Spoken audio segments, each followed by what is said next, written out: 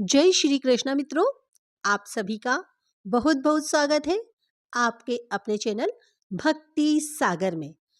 आइए सुनते हैं अगहन पूर्णिमा अर्थात मार्गशीर्ष पूर्णिमा व्रत कथा। पूर्णिमा व्रत कथा के अनुसार द्वापर युग में एक बार माता यशोदा ने अपने पुत्र भगवान श्री कृष्ण से कहा, हे कृष्ण, तुम संसार के रचयिता और पालनहार हो। आज मुझे कोई ऐसा उपाय बताओ जिसे करने से स्त्रियों को सौभाग्य की प्राप्ति हो, साथ ही उनकी सभी मनोकामनाएं भी पूर्ण हो जाएं।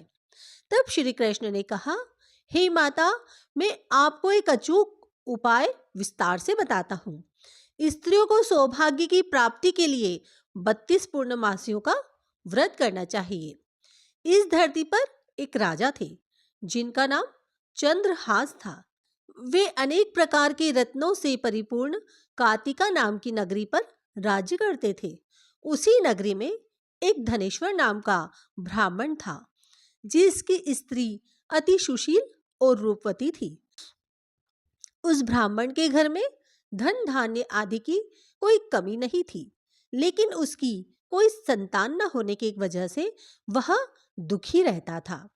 एक दिन उस नगरी में एक तपस्वी आया। वह तपस्वी उस ब्राह्मण के घर को छोड़कर सभी घरों से भिक्षा लेता और अपना पेट भरता। एक दिन तपस्वी भिक्षा अन्न को प्रेम पूर्वक खा रहा था कि ब्राह्मण धनेश्वर ने योगी को यह सब कार्य करते हुए देखा। धनेश्वर योगी के पास जाकर बोला, महात्मन, आप सभी घरों से भिक्षा लेते हैं, लेकिन मेरे घर कभी नहीं आते। मैं इसका कारण क्या है जान सकता हूं? योगी ने कहा कि निसंतान के घर की भीख पतितों के घर का अन्न के तुल्य के समान होती है, और ऐसे में जो भी पतितों के घर का अन्न खाता है वह भी पतित हो जाता है। चूंकि तुम निसंतान हो, इसलिए मैं तुम्हारे घर की भिक्षा नहीं लेता हूं। योगी की इस बात से धनेश्वर को बहुत दुख हुआ और वह योगी के पैरों पर गिर पड़ा। कहने लगा, हे महाराज, कृपया करके मुझको पुत्र प्राप्ति का उपाय बताइए। मैं पुत्र न होने के कारण बेहद दुखी रहता हूँ। सब कुछ होते हुए भी मैं खुश नहीं हूँ। आप मेरे इस दुख को दूर करने का उपाय बताइए। यह सुनकर योगी कहने लगे, हे ब्राह्मण, तुम चंडी की आराधना करो। योगी के कहे अनुसार धनेश्वर ने वन में जाकर चंडी की उपासना की और उपवास किया। चंडी ने 16वें दिन उसे सपने में आकर दर्शन दिए और कहा, हे धनेश्वर, तेरे पुत्र होगा, लेकिन वह 16 वर्ष की आयु तक ही जीवित रहेगा। लेकिन यदि तुम दोनों स्त्री पुरुष 32 पूर्णमासियों का व्रत करोगे तो वह दीर्घायु प्राप्त करेगा। प्रातः काल तुम्हें इस स्थान के समीप ही एक आम का वृक्ष दिखेगा। उस पर चढ़कर एक फल तोड़कर शीघ्र ही अपने घर जाना और वह फल अपनी स्त्री को खिला देना। ऋतु स्नान के बाद वह स्वच्छ होकर भगवान शंकर का ध्यान करके उस फल को खा लेगी। तब शंकर भगवान की कृपा से उसको गर्भ ठहर जाएगा। धनेश्वर ने ठीक वैसा ही किया और उसकी स्त्री गर्भवती हो गई। देवी जी की असीम कृपा से उन्हें एक अत्यंत सुंदर पुत्र उत्पन्न हुआ, जिसका नाम उन्होंने देवीदास रखा। माता जी की आज्ञानुसार उसकी माता ने 32 पूर्णमासियों का व्रत प्रारंभ कर दिया। 16 वर्ष लगते ही देवीदास के माता पिता को चिंता होने लगी कि कहीं उनके पुत्र की इस वर्ष मृत्यु ना हो जाए। धनेश्वर ने देवीदास के मामा को बुलाया और कहा कि देवीदास 1 वर्ष तक काशी में जाकर विद्याध्ययन करे, ऐसी हमारी इच्छा है। इसके साथ तुम भी चले जाओ और 1 वर्ष के बाद इसको वापस लौटा लाना। इस तरह देवीदास एक घोड़े पर बैठकर अपने मामा के साथ काशी के लिए निकल पड़ा।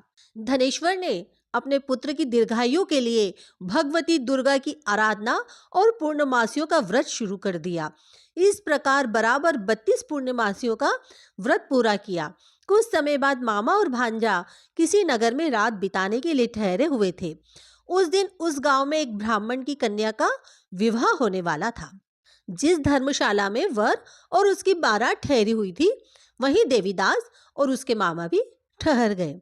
संयोग से कन्या को तेल आदि चढ़ाकर मंडप आदि का कृत्य किया गया। तो लग्न के समय वर को धनुर्वात हो गया। तब वर के पिता की नजर उस देवीदास पर पड़ी और उन्होंने सोचा कि ये मेरे पुत्र जैसा ही सुंदर है, मैं क्यों ना इसके साथ ही उस कन्या का लग्न करा दूं और बाद में विवाह के अन्य कार्य मेरे लड़के के साथ हो जाएंगे। ऐसा सोचकर वर का पिता देवीदास के मामा से जाकर बोला कि तुम थोड़ी देर के लिए अपने भांजे को हमें दे दो, और उसने अपनी योजना उन्हें बताई। तब उसका मामा कहने लगा कि जो कुछ भी मधुपर्क आदि कन्यादान के समय वर को मिले वह सब हमें दे दिया जाए, तो ही मेरा भांजा इस बारात का दुल्हा बनेगा। यह बात वर के पिता ने स्वीकार कर ली और इस तरह से देवीदास का विवाह उस कन्या के साथ हो गया। पत्नी के साथ वह भोजन न कर सका और अपने मन में सोचने लगा कि ना जाने यह कैसी स्त्री होगी। लड़के को ऐसा करना सही नहीं लगा और उसके आंख में आंसू आ गए। तब वधु ने पूछा कि क्या बात है, आप इतने दुखी क्यों हैं? तब उसने सब बातें लड़की को बतला दी। तब कन्या कहने लगी कि अब हमारी शादी हो गई है। देव, ब्राह्मण और अग्नि के सामने मैंने आपको ही अपना पति माना है, इसलिए अब आप ही मेरे पति हैं। अब मैं आपकी ही पत्नी रहूंगी, किसी अन्य की नहीं। तब देवीदास ने कहा, ऐसा मत करिए, क्योंकि मेरी आयु कम है। मेरे बाद आपकी क्या गति होगी, इन बातों पर जरूर विचार कर ले। परंतु वह दृढ़ विचार वाली थी, बोली कि जो आपकी गति होगी वही मेरी गति होगी। इसके बाद देवीदास और उसकी पत्नी दोनों ने भोजन किया और शेष रात्रि वे सोते रहे। प्रातः काल देवीदास ने अपनी पत्नी को एक अंगूठी दी, एक रुमाल दिया और बोला, हे प्रिय, इसे लो और संकेत समझकर स्थिर चित हो जाओ। यदि मैं जीवित रहा तो अवश्य ही वापस आऊंगा, वरना समझ लेना मेरी मृत्यु हो गई है। प्रातः काल जब शादी के कार्य पूरे होने के बाद सब बाराती मंडप में आए तो कन्या ने अपने पिता से कहा कि यह मेरा पति नहीं है और पूरी बात अपने पिता को बता दी। बारात वापस चली गई। इस प्रकार देवीदास काशी चला गया। कुछ समय बाद काल से प्रेरित होकर एक सर्प रात्रि के समय देवीदास को डसने के लिए वहां पर आया, परंतु व्रत के प्रभाव से उसको काट न सका, क्योंकि पहले ही उसकी माता ने 32 पूर्णिमा का व्रत पूरा कर लिया था। इसके बाद मध्याह्न के समय स्वयं काल वहां आकर देवीदास के शरीर से उसके प्राणों को निकालने का प्रयत्न करने लगा, जिससे वह मूर्छित होकर पृथ्वी पर गिर पड़ा। उसी समय पार्वती जी के साथ श्री शंकर जी भी वहां पर आए। उसको मूर्छित दशा में देखकर पार्वती जी ने भगवान शंकर से कहा, हे महाराज, ये वही बालक है जिसकी माता ने 32 पूर्णिमा का व्रत किया था, जिसके प्रभाव से इसका मृत्यु दोष कट गया है। भवानी के कहने पर भगवान शिव ने उसको प्राण दान दे दिया। उधर उसकी स्त्री उसकी प्रतीक्षा कर रही थी। जब 16वां वर्ष व्यतीत हो गया तो देवीदास भी अपने मामा के साथ काशी से चल दिया और वो कुछ दिन बाद अपनी पत्नी के घर पहुंचा। लड़की के पिता ने खूब धन के साथ अपनी पुत्री को उसके साथ विदा कर दिया। श्री कृष्ण भगवान कहने लगे कि इस प्रकार धनेश्वर द्वारा 32 पूर्णिमाओं का व्रत रखने से उसके पुत्र को लंबी आयु प्राप्त हुई। अतः जो भी स्त्रियां ये व्रत को करती है वे जन्म जन्मांतर में वैधव्य का दुख नहीं भोगती और सदैव सौभाग्यवती रहती है। यह व्रत पुत्र पौत्रों को देने वाला तथा संपूर्ण मनोकामनाओं को पूर्ण करने वाला माना गया है। तो मित्रों, ये थी मार्गशीर्ष पूर्णिमा व्रत कथा। यदि आपको यह कथा पसंद आई हो तो इसे लाइक एंड शेयर जरूर कीजिए और चैनल को सब्सक्राइब कीजिए। धन्यवाद।